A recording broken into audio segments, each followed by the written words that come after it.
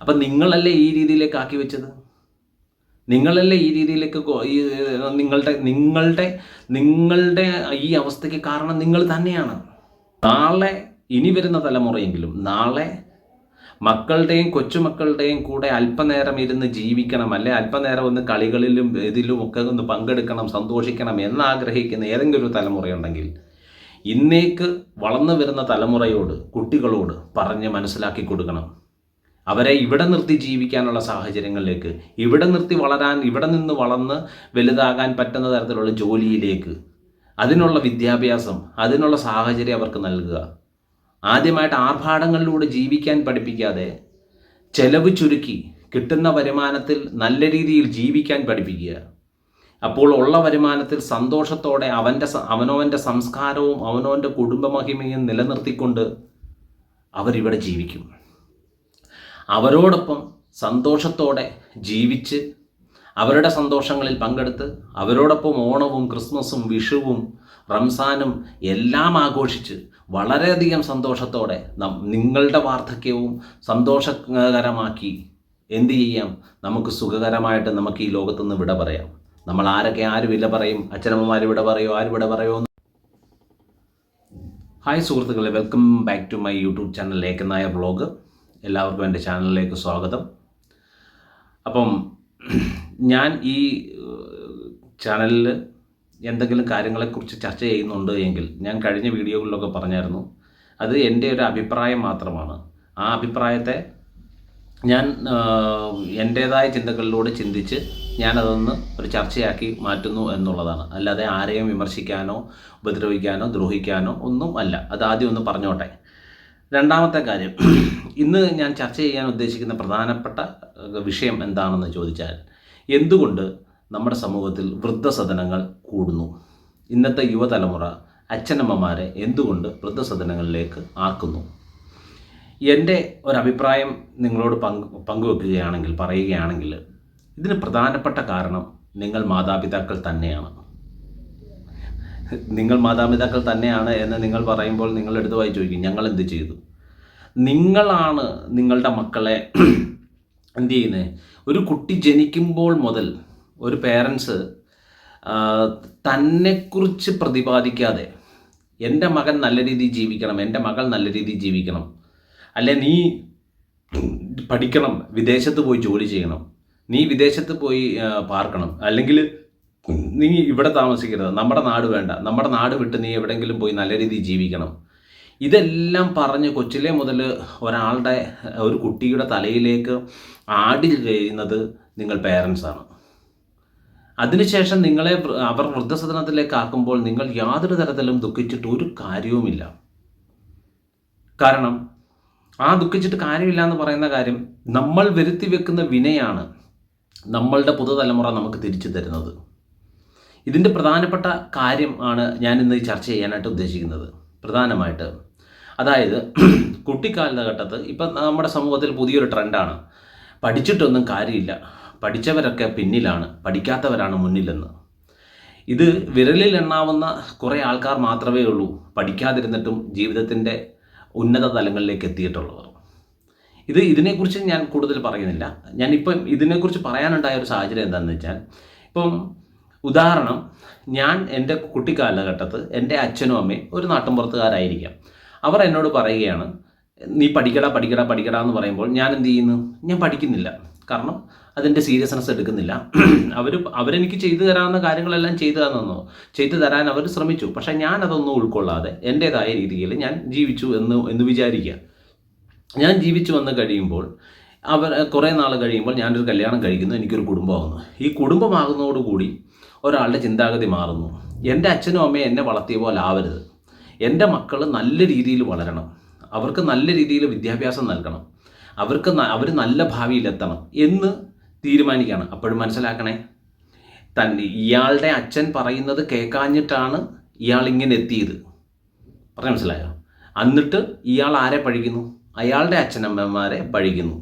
എന്നിട്ട് എന്ത് ചെയ്യുന്നു? മക്കളെ വളർത്തി വലുതാക്കുമ്പോൾ ഈ മക്കൾക്ക് കൊച്ചിലെ മുതൽ ഓരോരോ ക്ലാസ് കൊടുക്കുകയാണ്. എന്ത് പഠിക്കണം, വിദേശത്ത് പോകണം, ഇന്നയാൾ നിന്നെ കൊണ്ടുപോകും, അല്ലെങ്കിൽ നീ ഇന്ന ക്ലാസ് ഇന്ന മാർക്ക് മേടിച്ച് പഠിക്കുക, നമുക്ക് വെളിയിൽ UK പോകാം, അല്ലെങ്കിൽ അമേരിക്കയ്ക്ക് പോകാം, ഇങ്ങനെയുള്ള ഓരോരോ കാര്യങ്ങൾ പറഞ്ഞ്, അല്ലെങ്കിൽ ഗൾഫിന് പോകാം, ഇങ്ങനെയുള്ള ഓരോ കാര്യങ്ങൾ പറഞ്ഞ് കൊച്ചിലെ മുതൽ ഈ കുട്ടിയുടെ മെമ്മറിയിലേക്ക് ഇൻജക്റ്റ് ചെയ്ത് കയറ്റുന്നത് ആരാ?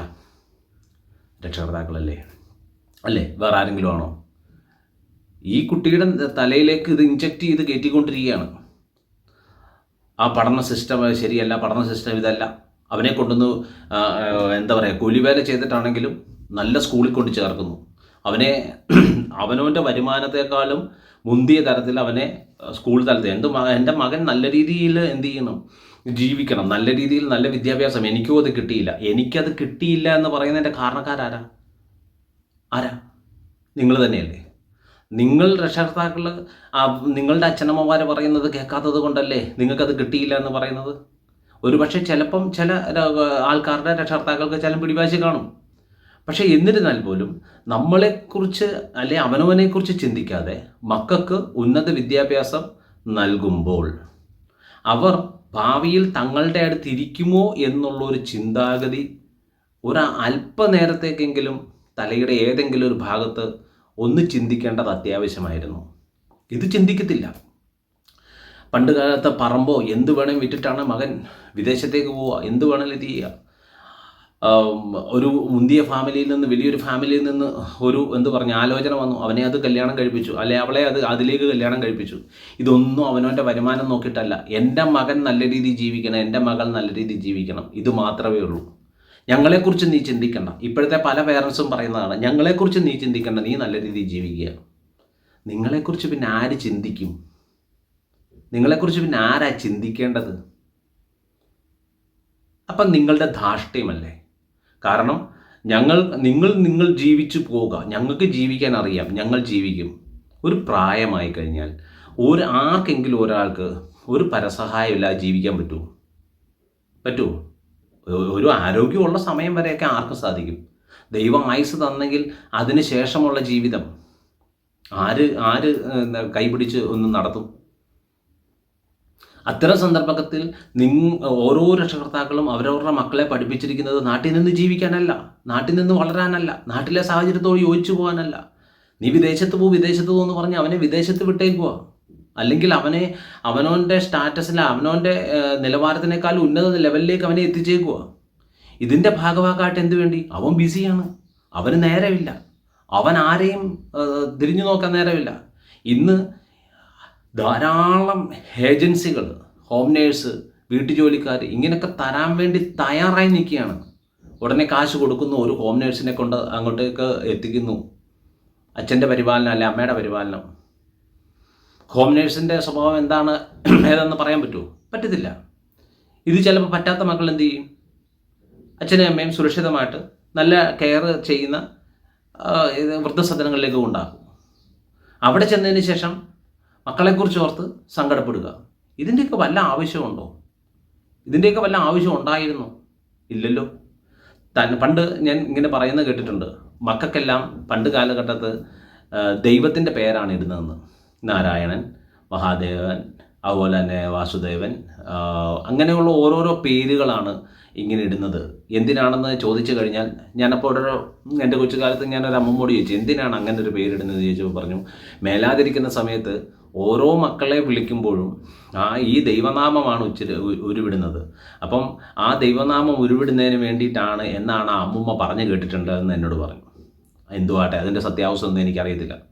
പക്ഷേ അങ്ങനെ ചെയ്യുന്നതിൻ്റെ ഭാഗവാക്കായിട്ട്, അതായത് അങ്ങനെ പേരുകൾ ഇടുന്നതിൻ്റെ ഭാഗവാക്കായിട്ട് ദൈവത്തിനോടൊരു അടുക്ക ഉണ്ടാകുകയും, അതുപോലെ തന്നെ മേലാതിരിക്കുന്ന സമയങ്ങളിൽ തങ്ങൾക്കൊരു തുണയായിട്ട് ഒരു മകനോ മകളോ കൂടെ ഉണ്ടാവും. ഇതങ്ങനെയല്ല. എല്ലാം വരുത്തി വെച്ചതിന് ശേഷം അവസാനം ഇരുന്ന് കരച്ചില്ല, എന്നെ നോക്കാൻ മക്കളില്ല, അല്ലെ ഇന്ന് വൃദ്ധസദനങ്ങളുടെ എണ്ണം കൂടുന്നു. അത് പുതിയ ഓരോരുത്തർക്ക് ഇപ്പം എനിക്കൊരു കണ്ടൻറ്റാണ്. അത് ഓരോ വീഡിയോ ചെയ്യുന്നതിനൊക്കെ ഒരു കണ്ടൻറ്റാണ്. അച്ഛനെ മകൻ തിരിഞ്ഞു നോക്കുന്നില്ല, അല്ലെ അച്ഛനെ അമ്മയും മകൻ ഇറക്കി വിട്ടു, അല്ലെ മകൾ ഇറക്കി വിട്ടു. ഇത് വരുത്തി വെച്ചത് ആരാണ്? നിങ്ങൾ തന്നെയാണ്. നിങ്ങളുടെ മക്കളെ നിങ്ങളിലേക്ക് അടുപ്പിക്കാതെ നിങ്ങളിൽ നിന്ന് അകറ്റി നിർത്തിയത്.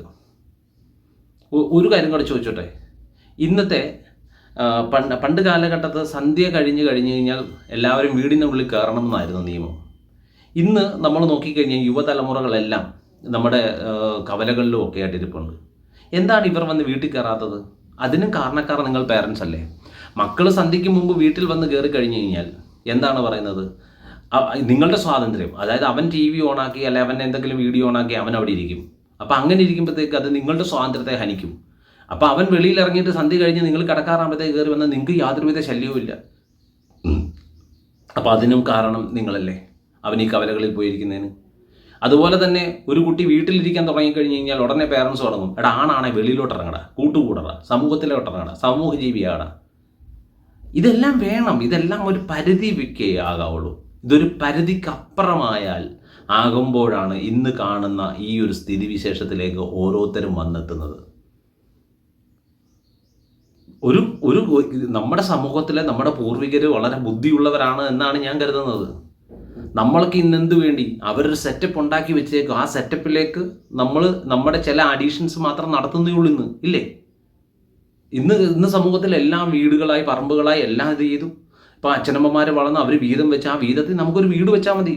പണ്ട് കാലഘട്ടത്തിൽ നമ്മുടെ ഇവിടെ ജീവിച്ചിരുന്ന പൂർവികരെ കുറിച്ച് ഒന്ന് ആലോചിക്കുകയാണെങ്കിൽ ഈ പ്രദേശം മുഴുവനും മൃഗങ്ങളും എല്ലാം അടക്കി വാണ്ടിരുന്ന കാടുകളിലായിരുന്നു. ആ കാടുകൾ വെട്ടിത്തെളിച്ച് ഇന്ന് കാണുന്ന ഈ രൂപത്തിലാക്കി അതിനോട് കിടപിടിച്ച് വൈദ്യുതി ഇല്ലാതിരുന്ന സാഹചര്യത്തിൽ ഓട്ടുവിളക്കെണ്ണകളും അങ്ങനെ അല്ലെ അത്തരം വിളക്കുകളും എല്ലാം വെച്ച് മണ്ണെണ്ണ വിളക്കും ഒക്കെ വെച്ച് ഈ രാത്രിയാകുന്ന കൂരിരുട്ടിനെയൊക്കെ പിന്തള്ളി ഇന്ന് നമ്മളുടെ ഈ വലിയൊരു വെളിച്ചമാകുന്ന സിസ്റ്റത്തിലേക്കൊക്കെ കൊണ്ടുവന്ന് നമ്മളെ ഇത്രയും തരത്തിലേക്ക് എത്തിച്ച ആ പൂർവികരല്ലേ യഥാർത്ഥ ബുദ്ധിയുള്ളവർ, യഥാർത്ഥ ധൈര്യമുള്ളവർ, അവരല്ലേ യഥാർത്ഥ ബുദ്ധിമാന്മാർ. എന്നാൽ നമ്മൾ കാണിക്കുന്നതോ പഴയ സിസ്റ്റം എല്ലാം ബാഡാണ്, പുതിയ സിസ്റ്റത്തിലേക്ക് വരണം. എന്താണ് ഈ പുതിയ സിസ്റ്റം? എന്താണ് പുതിയ സിസ്റ്റം? ശരി, നിങ്ങളൊന്ന് ആലോചിച്ച് നോക്കി. നിങ്ങൾ നിങ്ങളുടെ മകളെ അല്ലെ മകനെ വിദേശത്തേക്ക് വിടുന്നു, അവൻ അവിടെ ചെന്ന് സെറ്റിൽഡ് ആകുന്നു. അവനുണ്ടാകുന്ന മകൻ അല്ലെങ്കിൽ മകള് എന്ത് ചെയ്യുന്നു? ആ വിദേശത്തെ സംസ്കാരവുമായിട്ട് ഇടപഴകി അവിടുത്തെ സ്കൂളുകളിൽ പഠിച്ച് അവിടുത്തെ കൂട്ടുകെട്ടിൽ വളർന്ന അവൻ എന്നേക്കെങ്കിലും നിങ്ങളുടെ നാട്ടിലേക്ക് അവൻ തിരിച്ചു വരുമോ? വേണ്ട, മകൻ വരുമായിരിക്കും, മകൻ്റെ മക്കൾ വരുമോ? അവൻ അല്ലെ അവൻ്റെ നിങ്ങളുടെ കൊച്ചുമകൻ അല്ലെ കൊച്ചുമകൾ കല്യാണം കഴിക്കുന്നത് ആരെയായിരിക്കും? ആ നാട്ടിലുള്ള ഒരാളെ ആയിരിക്കുമല്ലോ ഒരു പക്ഷേ. അവൻ പിന്നീട് ഈ സംസ്കാരത്തിലേക്ക് നമ്മുടെ നാട്ടിലേക്ക് തിരികെ വരുമോ? അങ്ങനെ എന്നേക്കുമായി നിങ്ങളുടെ കുടുംബം അന്യമായി പോവുകയാണോ? ഇതെല്ലാം വരുത്തി വെക്കുന്നത് ആരാണ്? ഈ പറഞ്ഞ പുതിയ ഒരു സംസ്കാരത്തിൻ്റെ പുറകെ കിടന്ന് ഓടിപ്പോകുന്ന നിങ്ങളൊക്കെ തന്നെയാണ്. അപ്പോൾ ഇനിയെങ്കിലും ഉള്ള തലമുറകൾ, എൻ്റെ ഒരു അഭിപ്രായത്തിൽ, ഇത് കേൾക്കത്തില്ല, ഞാൻ പഴയ ചിന്താഗതിയിലാണ്, 85 കാലഘട്ടം 90 കാലഘട്ടത്താണ് ജീവിക്കുന്നതെന്നൊക്കെ എന്നെ പറഞ്ഞ് കളിയാക്കിയാൽ എനിക്ക് വിരോധമില്ല, എനിക്കത് സങ്കടവുമില്ല. നാളെ ഇനി വരുന്ന തലമുറയെങ്കിലും നാളെ മക്കളുടെയും കൊച്ചുമക്കളുടെയും കൂടെ അല്പനേരം ഇരുന്ന് ജീവിക്കണം, അല്ലെ അല്പനേരം ഒന്ന് കളികളിലും ഇതിലും ഒക്കെ ഒന്ന് പങ്കെടുക്കണം, സന്തോഷിക്കണം എന്നാഗ്രഹിക്കുന്ന ഏതെങ്കിലും ഒരു തലമുറയുണ്ടെങ്കിൽ ഇന്നേക്ക് വളർന്നു വരുന്ന തലമുറയോട്, കുട്ടികളോട് പറഞ്ഞ് മനസ്സിലാക്കി കൊടുക്കണം. അവരെ ഇവിടെ നിർത്തി ജീവിക്കാനുള്ള സാഹചര്യങ്ങളിലേക്ക്, ഇവിടെ നിർത്തി വളരാൻ, ഇവിടെ നിന്ന് വളർന്ന് വലുതാകാൻ പറ്റുന്ന തരത്തിലുള്ള ജോലിയിലേക്ക്, അതിനുള്ള വിദ്യാഭ്യാസം, അതിനുള്ള സാഹചര്യം അവർക്ക് നൽകുക. ആദ്യമായിട്ട് ആർഭാടങ്ങളിലൂടെ ജീവിക്കാൻ പഠിപ്പിക്കാതെ ചെലവ് ചുരുക്കി കിട്ടുന്ന വരുമാനത്തിൽ നല്ല രീതിയിൽ ജീവിക്കാൻ പഠിപ്പിക്കുക. അപ്പോൾ ഉള്ള വരുമാനത്തിൽ സന്തോഷത്തോടെ അവനവൻ്റെ സംസ്കാരവും അവനവൻ്റെ കുടുംബമഹിമയും നിലനിർത്തിക്കൊണ്ട് അവരിവിടെ ജീവിക്കും.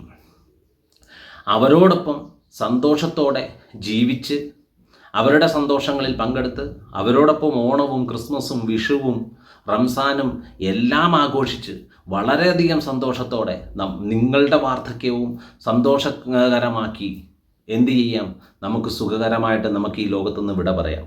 നമ്മൾ ആര് വില പറയും, അച്ഛനമ്മമാർ വിട പറയോ, ആര് വിട പറയോ എന്നൊന്നും പറയാൻ പറ്റത്തില്ല. പക്ഷേ എന്നാൽ പോലും ഒരു പരിധി വരെയെങ്കിലും വാർദ്ധക്യ കാലഘട്ടം നമുക്ക് സുഖകരമാക്കി തീർക്കാൻ പറ്റത്തില്ലേ? അപ്പം നിങ്ങളല്ലേ ഈ രീതിയിലേക്ക് ആക്കി വെച്ചത്? നിങ്ങളല്ലേ ഈ രീതിയിലേക്ക് നിങ്ങളുടെ ഈ അവസ്ഥയ്ക്ക് കാരണം നിങ്ങൾ തന്നെയാണ്. അപ്പോൾ ഇനിയും പറയുന്നു, പല കാര്യങ്ങളും പറയുന്നു. വാർദ്ധക്യത്തിൽ എന്ത് ചെയ്യുന്നു? ഇനി വൃദ്ധസദനങ്ങൾ കൂടി വരത്തേ ഉള്ളൂ, അല്ലെ വൃദ്ധസദനങ്ങളുടെ എണ്ണം കൂടത്തേ ഉള്ളൂ. ഇതൊക്കെ വരുത്തി വെക്കുന്നത് ഈ സമൂഹം തന്നെയാണ്, നിങ്ങൾ തന്നെയാണ്. ഈ ആവശ്യമില്ലാത്ത സ്റ്റാറ്റസും ആവശ്യമില്ലാത്ത പൊസിഷനിങ്ങും എല്ലാം കൊണ്ടുവന്നാണ് ഈ രൂപത്തിലേക്ക് ഉണ്ടാക്കുന്നത്. കാലം മാറുമ്പോൾ കോലം മാറണം. സ്വന്തം കുടുംബവും വീടും നാടും എല്ലാം ഉപേക്ഷിച്ച് വേറൊരു നാട്ടിൽ പോയി കാശുണ്ടാക്കിയിട്ട് കാശുണ്ടെന്ന് പറയുന്നതിൽ എന്താണ് കാര്യം? അതിലെന്തെങ്കിലും കാര്യമുണ്ടോ? ജനിച്ചു വളരുന്ന നാട്ടിൽ ഇപ്പം നമ്മൾ ഏത് പ്രശസ്ത വ്യക്തി മരിച്ചെന്ന് പറഞ്ഞു കഴിഞ്ഞാലും നമുക്കറിയാം അവസാന നാളുകളിൽ അവനവൻ്റെ നാട്ടിൽ കൊണ്ട് നടക്കുന്നത്. ആ സമയത്തേക്കാണ് ആ നാടും കൂടും എല്ലാം അറിയുന്നത്. അങ്ങനെയാണോ വേണ്ടത്? അല്ലല്ലോ. നമ്മൾ വളർന്നു വലുതാകുമ്പോൾ നമ്മുടെ നാടിനെയും സ്നേഹിക്കണം. ഒരു പരിധി വരെ ശരിയാണ്, നാട്ടുകാർ പരദൂഷണം പറയും, നാട്ടിൽ പല പ്രശ്നങ്ങളുണ്ടാവും, അങ്ങനെ പല കാര്യങ്ങളുണ്ട്. ഇതൊക്കെ കൂടുന്നതല്ലേ ഒരു ജീവിതം അല്ലേ? ആദ്യമായിട്ട് വേണ്ടത് ഇപ്പം എല്ലാ ആൾക്കാരും പറയും കാശ് വേണ്ടേ, കാശ് വേണ്ടേ. നമ്മുടെ നാട്ടിൽ ജോലി ചെയ്താൽ ജീവിക്കുമോ? നമ്മുടെ നാട്ടിൽ ജോലി ചെയ്ത് കഴിഞ്ഞാൽ സുഖമായിട്ട് ജീവിക്കാൻ പറ്റുമോ? വിദേശത്ത് പോയി ഇഷ്ടം പോലെ പണം ഉണ്ടാക്കിക്കൊണ്ട് വന്നു കഴിഞ്ഞാൽ സുഖമായിട്ട് ജീവിക്കാമല്ലോ. എന്ന് പണം ഉണ്ടാക്കിക്കൊണ്ട് വരും? വിദേശത്ത് പോയി ഒരു ജോലി ചെയ്ത് അവനവൻ്റെ കടം വീട്ടാൻ പറ്റുമോ? ഞാനൊരു കാര്യം ചോദിച്ചോട്ടെ. ഞാൻ എൻ്റെ കൊച്ചിലെ അല്ലെങ്കിൽ ഞാനൊരു 22-ാം വയസ്സിൽ ഞാൻ ഗൾഫിന് പോകുന്ന ഒരുത്തൻ, അവൻ 22-ാം വയസ്സ് ഗൾഫിന് പോകുമ്പോൾ അവൻ്റെ ആഗ്രഹം എന്ന് പറയുന്നത് ഒരു വീട്, ഒരു കാറ്. ശരിയല്ലേ? അവനൊരു വീട്, ഒരു കാറ് വെക്കുന്നു. അതിനുശേഷം വീടും കാറും വെച്ച് കഴിയുമ്പോൾ അവനൊരു കല്യാണം ആകുമ്പോഴത്തേക്ക് അവൻ വിദേശത്താണ്. അവന് ജോലി ഉണ്ടെന്ന് പറഞ്ഞാലുള്ള പെണ്ണ് കിട്ടത്തുള്ളൂ. പെണ്ണ് കിട്ടിക്കഴിയുമ്പോഴത്തേക്ക് എന്ത് ചെയ്തു? ഭാര്യയും കൊണ്ട് അങ്ങോട്ട് പോയി. ആ ഭാര്യയും കൊണ്ട് അവിടെ പോയി ഒരു കുഞ്ഞുണ്ടായി കഴിയുമ്പോഴത്തേക്ക് വേണമെങ്കിൽ ഭാര്യയെ നാട്ടിലോട്ട് വിട്ടു, അല്ലെങ്കിൽ ഭാര്യ അത് പറ്റത്തില്ല. അവൻ അവിടെ കൊണ്ടുപോയി സെറ്റിൽഡ് ആക്കി. പിന്നെ കുഞ്ഞിൻ്റെ വിദ്യാഭ്യാസം, അപ്പോഴവന് ജോലി വേണം. നാട്ടിൽ വന്നു കഴിഞ്ഞാൽ ആ കുഞ്ഞിൻ്റെ വിദ്യാഭ്യാസം തുടർപഠനം പറ്റുമോ? ഇല്ല. അവൻ അവിടെ നിന്നു. അതിനുശേഷം അവൻ്റെ കുഞ്ഞിനെ പഠിപ്പിക്കണം, ഹയർ സ്റ്റഡീസിന് വിടണം, കാശ് വേണം, വീണ്ടും അവൻ അവിടെ നിന്നു. അത് കഴിയുമ്പോൾ ആ കുഞ്ഞിൻ്റെ കല്യാണം നടത്തണം, വീണ്ടും അവൻ അവിടെ നിന്നു. ഈ ജീവിതം മുഴുവൻ അവിടെ ആയി പോവുകയല്ലേ ഉള്ളൂ അല്ലേ? അതിനെന്തെങ്കിലും ഒരു മാറ്റം ഉണ്ടാവുമോ?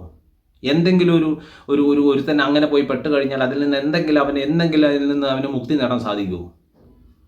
അപ്പോൾ ആ നാടും വീടും അവൻ്റെ വാർദ്ധക്യമാകുമ്പോൾ വെറും ആയി കഴിയുമ്പോഴത്തേക്ക് ഒന്നിനും കൊള്ളാത്തവനായി കഴിയുമ്പോൾ നാട്ടിലേക്ക് വരും. കുറേ കാശുണ്ടാക്കി കവലകളിലും പോയി ഉത്സവ കമ്മിറ്റികളിലൊക്കെ ചെന്ന് ഇങ്ങനെ ചതഞ്ഞെന്ന് പോയിരിക്കും. ഇങ്ങനെയാണോ ജീവിക്കേണ്ടത്? അല്ലോ. അപ്പോൾ എൻ്റെ ഒരു അഭിപ്രായം ഞാൻ വളരെ സീരിയസ് ആയിട്ട് എല്ലാവരോടും ചോദിക്കുകയാണ്. ഓരോരുത്തരുടെയും അവസ്ഥയ്ക്കുള്ള കാരണക്കാർ നിങ്ങൾ ഓരോരുത്തരും തന്നെയാണ്. നിങ്ങളുടെ ഓരോ അവസ്ഥയ്ക്കും കാരണം. നിങ്ങളുടെ മക്കളെ പഠിപ്പിച്ച് വലുതാക്കുമ്പോൾ നിങ്ങൾ കൊടുക്കുന്ന സംസ്കാരം, നിങ്ങൾ പറഞ്ഞു കൊടുക്കുന്ന രീതികൾ, നിങ്ങൾ പറഞ്ഞു കൊടുക്കുന്ന പെരുമാറ്റ സ്വഭാവങ്ങൾ, ഇതെല്ലാം അവരനുവർത്തിച്ചിട്ടാണ് നാളെ നിങ്ങളെ കൊണ്ടുവന്ന് എങ്ങോട്ടേക്കാക്കുന്നത്? നിങ്ങളെ കൊണ്ടുവന്ന് വൃദ്ധസദനങ്ങളിലേക്കാക്കുന്നത്. നിങ്ങൾ നിങ്ങളുടെ അച്ഛനും അമ്മയെ നോക്കിയിരുന്നെങ്കിൽ അവർ നിങ്ങളെയും നോക്കിയിരുന്നെങ്കിൽ, നിങ്ങൾ നിങ്ങളുടെ അമ്മായച്ഛനെയും അമ്മായിമ്മയെ നോക്കിയിരുന്നെങ്കിൽ അവർ നിങ്ങളെയും നോക്കിയിരുന്നേനെ. അപ്പം നമ്മൾ കൊടുക്കുന്ന സംസ്കാരമാണ് നമ്മുടെ തലമുറ നമുക്ക് തരുന്നത്. അതുകൊണ്ട് ഇനിയെങ്കിലും എൻ്റെ വിനീതമായ ഒരു അഭ്യർത്ഥന എന്ന് പറയുന്നത്, ഇനി വരുന്ന തലമുറയിൽ ചിലരെങ്കിലും എനിക്കെൻ്റെ കുടുംബത്തോടൊപ്പം, എനിക്കെൻ്റെ മക്കളോടും കൊച്ചുമക്കളോടും ഒപ്പം ജീവിക്കണമെന്ന് എന്തെങ്കിലും ഒരു ആഗ്രഹമോ ആശയോ എന്തെങ്കിലും ഒരു പ്രതീക്ഷയോ ഉള്ളവർ, ഒന്നാമതായി മക്കളെ ചെലവ് ചുരുക്കി പഠിപ്പിക്കാനും ചെലവ് ചുരുക്കി ജീവിക്കാനും, എന്നാൽ അത്യാവശ്യം എല്ലാ സുഖ സൗകര്യങ്ങളെയും ആ രീതിയിൽ എങ്ങനെ ജീവിക്കാമെന്ന് അവനെ പഠിപ്പിക്കുകയും, നാട്ടിൽ ജോലി കിട്ടത്തക്ക രീതിയിൽ ഒരു ഗവൺമെൻറ് ജോലി അല്ലെങ്കിൽ ഒരു പ്രൈവറ്റ് ജോലി അല്ലെങ്കിൽ സ്വന്തമായിട്ടൊരു ബിസിനസ്, ഇതെന്തെങ്കിലും തുടങ്ങത്തക്ക രീതിയിൽ നാടിനെ സ്നേഹിക്കാനും പുതുതലമുറയെ നിങ്ങൾ പഠിപ്പിച്ചു വളർത്തിയെടുക്കുകയാണെങ്കിൽ തീർച്ചയായും നിങ്ങളുടെ വാർദ്ധക്യ കാലഘട്ടത്തിൽ മക്കളോടും കൊച്ചുമക്കളോടും ഒപ്പം സന്തോഷത്തോടെ സുഖകരമായിട്ട് ജീവിക്കാൻ നിങ്ങൾക്ക് ഓരോരുത്തർക്കും സാധിക്കും. അതല്ലാത്ത ഒരു നിമിഷം നിങ്ങൾ യാതൊരു തരത്തിലും ദുഃഖിച്ചിട്ട് ഒരു കാര്യവുമില്ല. ഇന്നത്തെ കാലഘട്ടത്തിൽ, വരാൻ പോകുന്ന കാലഘട്ടത്തിൽ അച്ഛനും അമ്മയും മരിച്ചെന്നറിഞ്ഞു കഴിഞ്ഞ് കഴിഞ്ഞാൽ ഇനി കണ്ടോണം, എല്ലാം അവിടെ നടത്തിയൊക്കെ കാശടച്ചിട്ടുണ്ട്, എല്ലാം ചെയ്യേണ്ടവർ ചെയ്തോളും, ഏജൻസികളെ ഏൽപ്പിക്കും. ആ ഒരു കാലഘട്ടത്തിലേക്ക് വരാൻ പോവുകയാണ് നമ്മുടെ ലോകം. ഇങ്ങനെയാണോ വേണ്ടത്?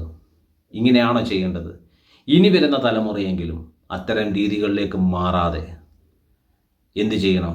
ഞാൻ പറഞ്ഞ രീതിയിലെങ്കിലും ഒന്ന് ചിന്തിച്ച് തുടങ്ങേണ്ടത് വളരെ അത്യാവശ്യമായിട്ടാണ് എനിക്ക് തോന്നുന്നത്.